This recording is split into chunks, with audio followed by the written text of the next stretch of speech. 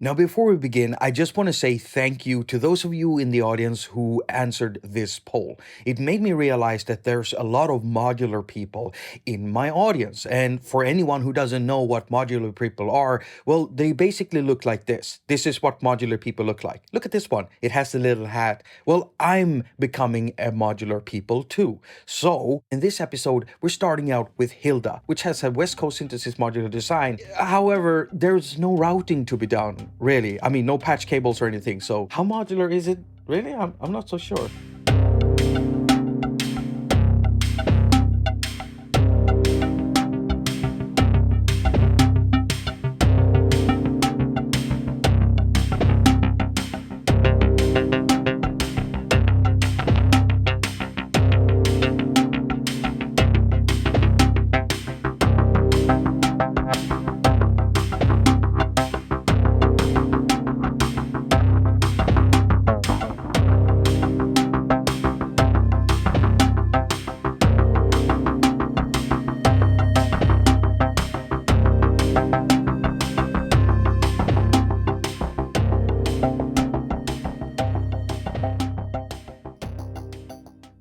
Now, there's a lot going on inside Hilda, but there are sections in here. Over here, we have the complex oscillator section. And the reason to why it contains so many knobs is due to Hilda being heavily inspired by West Coast synthesis, where you don't use or primarily use filters to shape the sounds coming out of your synth. No, you're using other methods such as wavefolding, frequency modulation, cross-modulation, distortion. Now, there is a filter section in here, so Hilda is a hybrid, but it's more of a West Coast synth than it is an East Coast synth. Now, moving on from that, we have the mix and preamp section. And here, there is a knob called Ext. It stands for external, and so yes, you can actually process sounds through Hilda, but you have to load it as an AUv3 effect plugin inside an AUv3 enabled host. Now, as I said, Hilda is a hybrid between West Coast and East Coast synthesis, so yes, it has a filter section.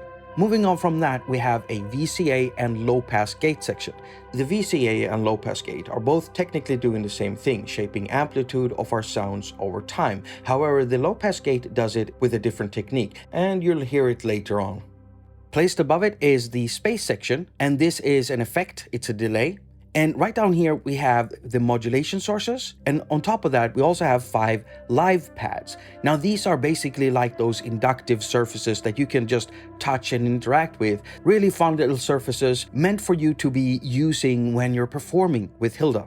Now, we're gonna jump into the complex oscillator here, but before I do that, there is this one thing I really wanna highlight, and that is, this is meant to be a modular synth. It's built like that, designed like that. However, there is no routing going on in the forms of cables. Everything has already been patched up. So, the way that you add modulation is by using these colored knobs. The orange ones let you add the slope generator, and the blue ones gives you the ability to add LFO modulation. So it's very easy to set up modulation here. All you have to do is to identify what control you want to add modulation to, and then increase the value for that specific knob. Right, so complex oscillator section. Now, the biggest knob in here will let us morph between triangle, square, and sawtooth waveform. We have a tuning knob over here.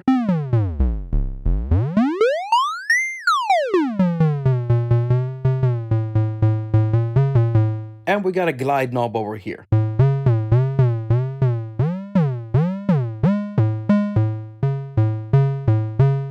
Now on top of that, we also have a sub-oscillator and noise. And as you can hear, the noise isn't really that harsh as noise generators usually are, because this one is outputting brown noise. And no, it doesn't have anything to do with the type of brown noise you sometimes put out after eating a bowl of. Now, one thing about the sub-oscillator is that even though it doesn't have its own tuning knob, it does have a modulation detuning knob up here. Now we actually get into the fun stuff, the things that make West Coast synthesis so much fun to work with. And so next we're gonna look at the wavefolding.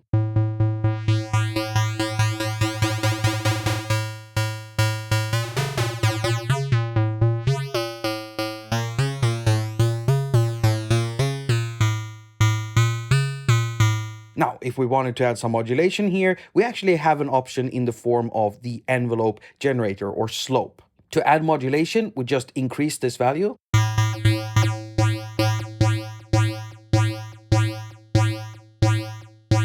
And then we can set the slope up over here.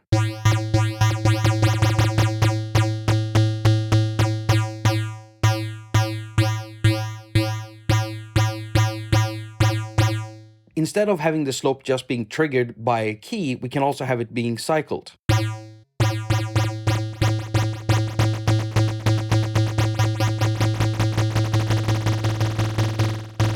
Now, if we pull this down and we instead have a look at the FM or frequency modulation here,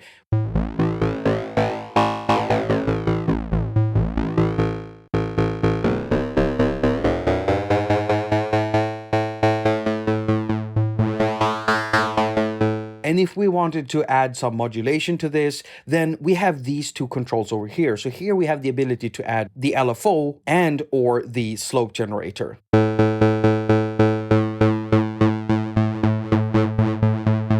So right now we're adding LFO, and in the LFO section, we can control the frequency and the modulation over here.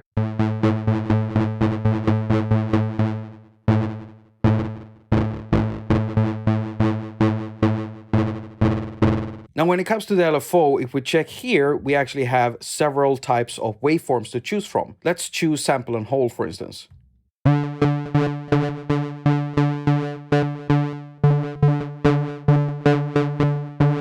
Now, on top of that, we also have cross or ring modulation.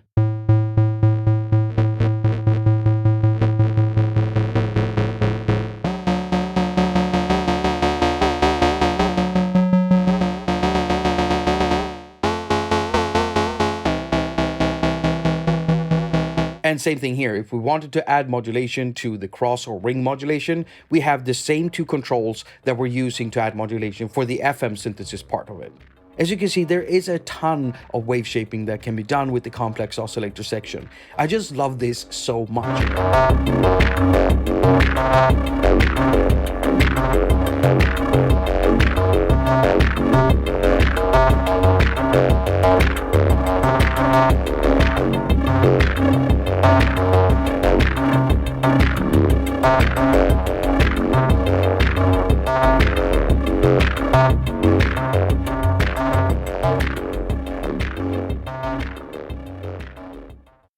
Alright, so for the drone segment, I'm not going to be talking much. I'm just going to turn it on and play around with some stuff. But I do want to highlight two controls, and it's this one and that one. Because the first one, it adds a tape-like wobble to the pitch. Now, the second knob is the wow knob. I suggest you turn this up at least 50% in all your sessions, because it makes the synthesizer breathe. It will mess with values in the entire synth and just make it come alive.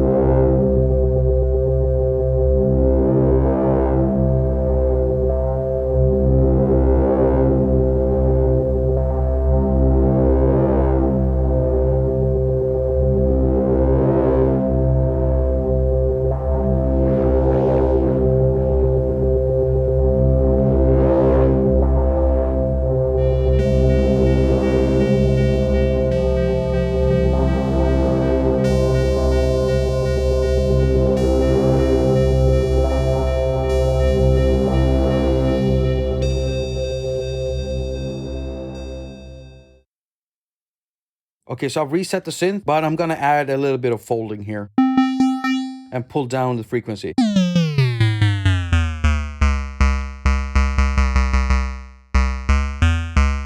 To make it a bit more fun to filter.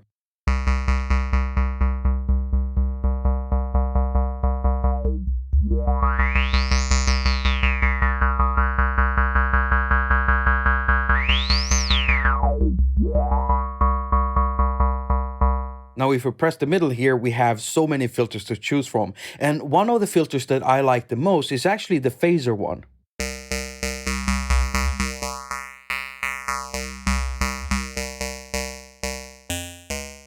The filter section is pretty much straightforward. You choose a filter you want to use, you have the frequency or cutoff knob over here, you've got the resonance knob over here, you add modulation over here, and that's pretty much it. That's all you need to know about the filter. So if we have a look at the VCA section, we have an attack, we have sustain, and decay release. And we actually have two modes for this. Right now it's in fast, but we also have a slow one.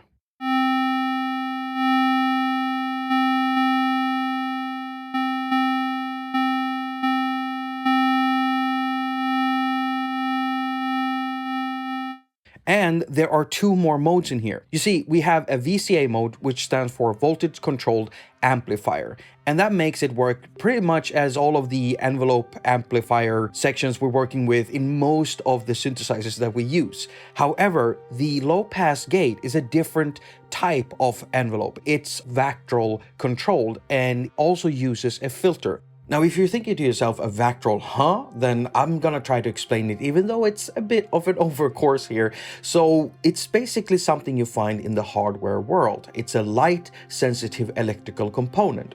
Now, I'm gonna do it the way they did it in the old school days. So we take a little pipe and in one end we insert an LDR. This is a light dependent diode. It will regulate the voltage output depending on how much light it actually receives. So all we need now is a light in this little tube. And so on the other side, we insert a little light bulb. And now we have a Vactral. So what you have here is a closed little system that can be used to control stuff. And what happens is, well, you control the intensity of the light on one side, and then the Vactral on the other side will read that intensity and output a control voltage signal.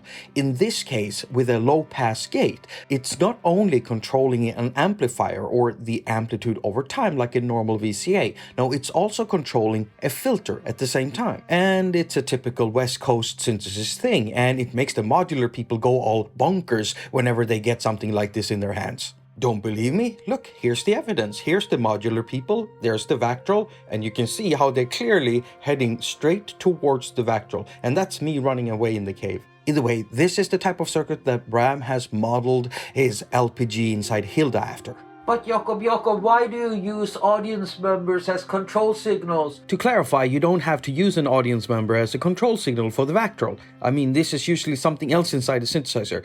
I'm just trying to be funny, but I don't understand humor. So this is how the VCA sound. And when I switch over to low pass gate,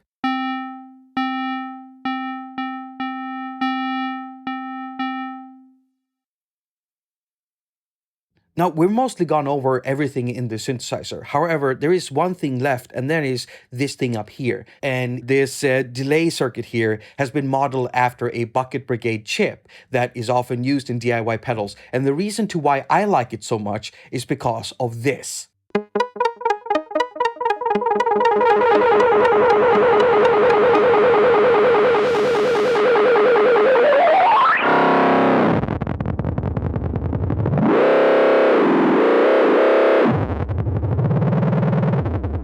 Now this is how Hilda's BB version of the chip sounds like.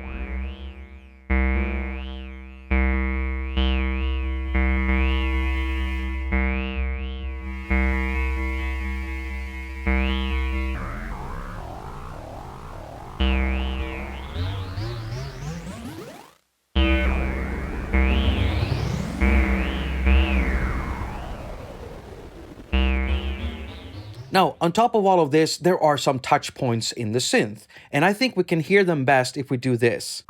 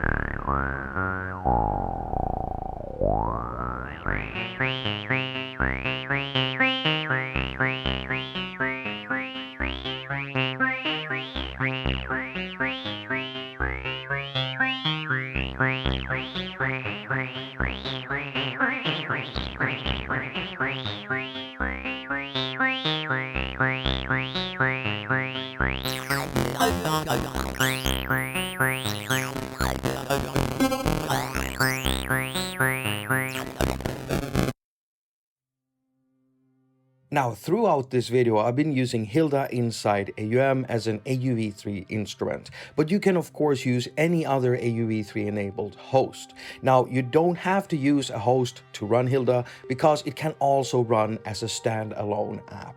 There is one thing though, however, that I like using AUv3 hosts for, and that is when you want to modulate stuff in here with things that aren't included in the app. So we could use something like an LFO app, connect it up via MIDI, and then use the internal MIDI learn system to learn any of the parameters in here, which is pretty sick. And that's exactly what I've done, and I have added an LFO modulation to the ratio of the FM.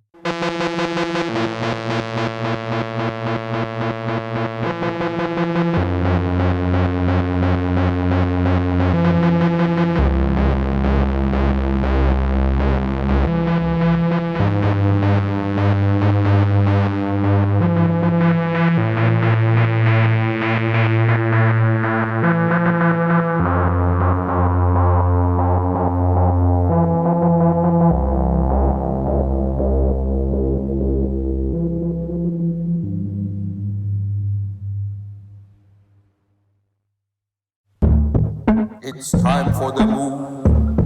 It's the Modular. It's the Moo. Do you like it? Moo. It's the Moo. Do you like it? Modular. It's the Moo. It's the Moo. It's the Moo. It's the Moo. So I'm gonna round this video off, and I do realize I haven't talked about the sequencer, and I think most of you can figure it out. I want to highlight two things here. I want to highlight this, which is the mutation, and this will mutate how the sequencer is being played back, basically. Once you pull this up, it's gonna jump around, picking notes at random. And then we have another randomizer function over here. If we press this, we get this menu where we can randomize the sequence and or the synthesizer. And whenever you're using the randomization, then just be careful with your volume because sometimes you might get results that are crazy. So with that said, I want to highlight some people, and it's actually the modular people. If you've never seen these people before, these are actually real people. Yes, the modular people are real. And they exist on YouTube, where I stole their faces to make my little cursed video here. So the first one here is Emily Hopkins. She's a harpist, so she plays the harp and she's done stuff with modulars. So she's not directly a modular people, but she's becoming one. Then we got Look Mom No Computer, modular people, but he's also into furries. Or wait, was it Furbies? Hello. And then there's DivKid here. He makes excellent content on modulars and modular people stuff. So definitely modular people. And I'd say the same about this guy here, Molten Music Technology. Also very much a modular people.